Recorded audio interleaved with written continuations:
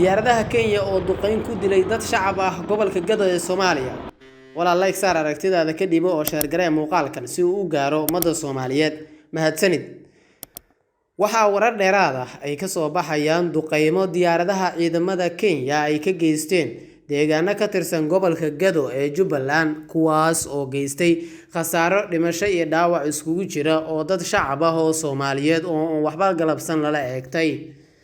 Duqeymaha ayaa waxaa diyaaradaha Kenya ay ka fuliyeen deegaanada kala ah Balliga Harakoobe, Yaaqle, Qabri Xaaji iyo Balliga Dhadhaable kuwaas oo hoostaga degmooyinka Balad Xaawo iyo xarunta gobolka Gado ee Garbaharey.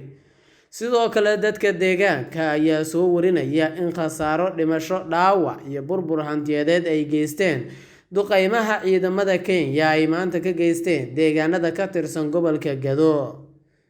Khasaaraha ka dhashay duqeymahaasi ayaa wararka qaar ee la helay waxa ay sheegayaan in uu ku dhintay hal ruux, afar kalena ay ku dhaawacmeen duqeymaha diyaaradaha Kenya ay ka geysteen gobolka Gado maanta kuwaas oo dhammaantood ahaa dad shacab ah oo u badnaa xoolo dhaqato. Deegaanada ay duqeymuhu ka dhaceen ayaa waxaa la sheegay in aysan ku sugnayn dagaalamayaasha Al-Shabaab oo mararka qaar duqeymo lala beegsado. Hayeeshee dadka ku waxyeeloobay ay yihiin dad shacab ah oo Soomaaliyeed. Dowladda Kenya iyo maamulka gobolka Gado ee ugu magacaaban dowladda Soomaaliya weli kama hadlin duqeymahaasi waxaana toddobaadkii hore sidan oo kale ciidamada Kenya ay duqeyn ka geysteen deegaano hoostaga degmada Ceelwaaq ee isla gobolkaasi Gado.